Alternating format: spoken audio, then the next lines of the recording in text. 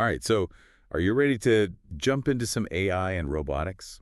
Always ready to dive into the world of robots. Awesome. Well, today we're looking at Serve Robotics. Oh yeah, Serve Robotics. I've seen them around.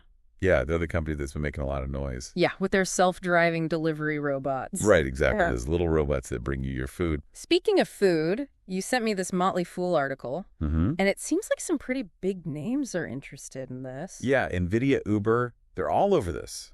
Not just interested, they're actually shareholders. Oh, really? Yeah, Yeah. big time, but we'll get into that a little bit later. Okay, so give us the lowdown. What's the big deal here? Is Serve really going to change how we get our, takeout? Or is this just another tech bubble about to burst? Yeah, help us unpack this, because robots can be a bit of a black box. You know what I mean?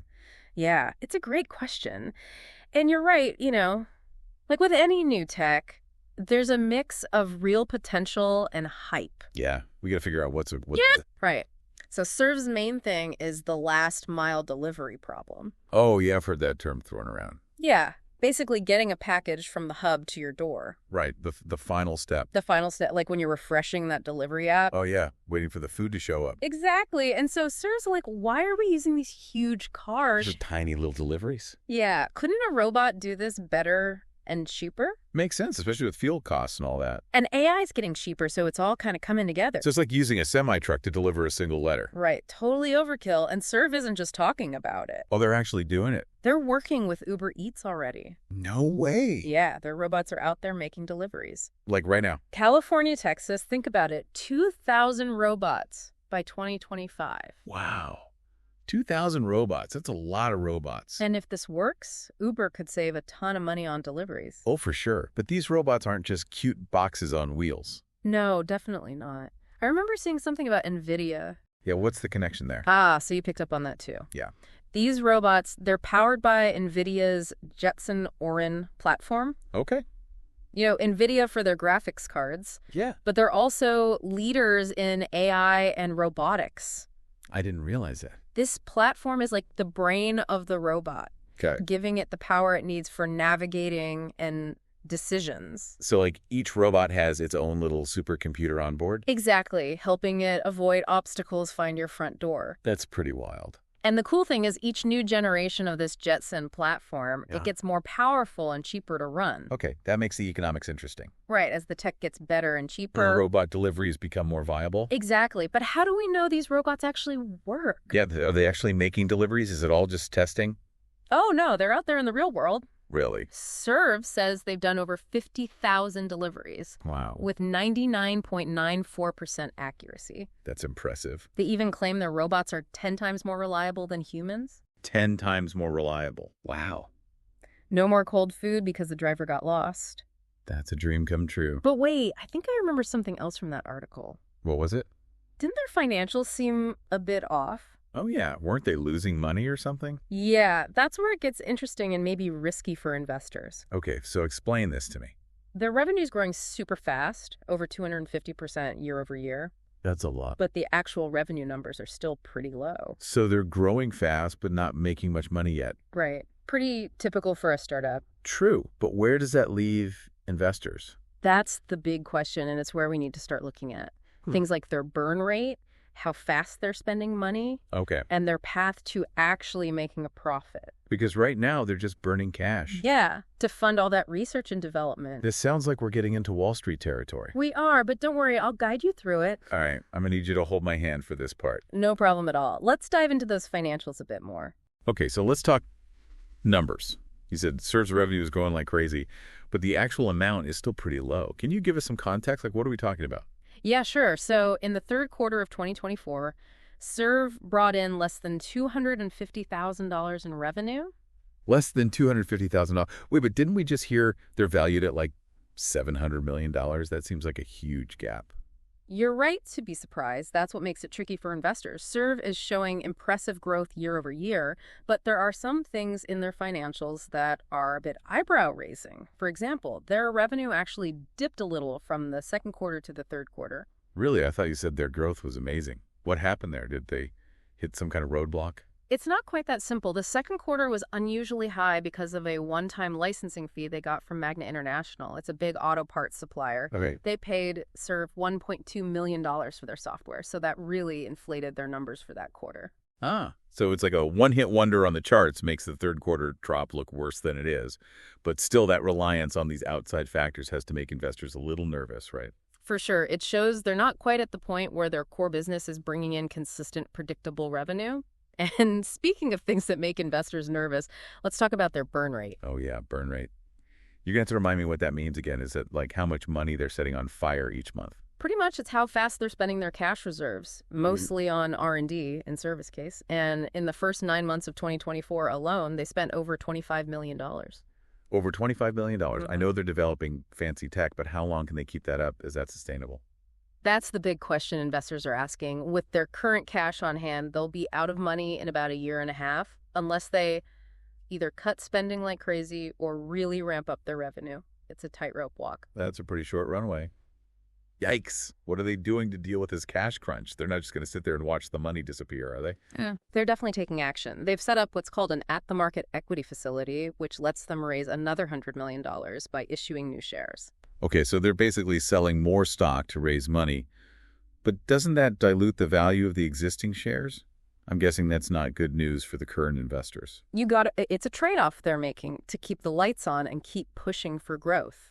It's a balancing act between fueling innovation and just keeping the company afloat. So it all comes back to those Wall Street projections we talked about. If they can hit that $13.3 million revenue target for 2025, maybe their valuation starts to make sense. Maybe, but even if they hit those ambitious targets, their forward price-to-sales ratio would still be 54. Wait, hold on. You lost me. What's a price-to-sales ratio, and why does that number matter? It's a key metric investors use to see if a company is overvalued or undervalued.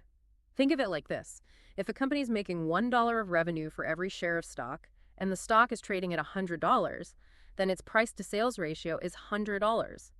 A high ratio can mean investors are too optimistic about future growth, while a low ratio might suggest the company's a bargain. So a ratio of 54 is still pretty high, even if they hit those optimistic revenue targets. What's the average for companies like Serve? That's where it gets interesting. Serve's price-to-sales ratio, even with those rosy projections, is way higher than the industry average. This suggests there's a lot of speculation built into their current stock price. So even if everything goes perfectly, they still might not be worth their current valuation. What are the chances of everything going perfectly? That's the billion-dollar question. There are so many moving parts, and predicting the future is always a gamble to justify that sky-high valuation. Serve needs to execute flawlessly on a lot of different fronts. Like what? Give me some examples. What needs to happen for them to really live up to the hype? Well, first, they need to actually get those 2,000 robots out there. And working that means scaling up production, figuring out regulations in different cities, and making sure those robots can handle real-world deliveries without any major issues. Right, because a cute robot is one thing, a reliable delivery service is another. What else is on their to-do list? Expansion is huge. They can't just stay in California and Texas. They need to break into new markets, adapt to different environments, customer preferences, maybe even cultural nuances. And let's not forget the competition. There are other companies out there working on autonomous delivery. You're absolutely right. The market is getting crowded, so Serve needs to show they've got a real advantage, and partnerships are key. The deal with Uber Eats is great, but they need more deals with restaurants, retailers, other businesses to really grow their operations. Okay, that's a lot to handle, but even if they manage all that, there's one more big question. Will people actually want robot delivery?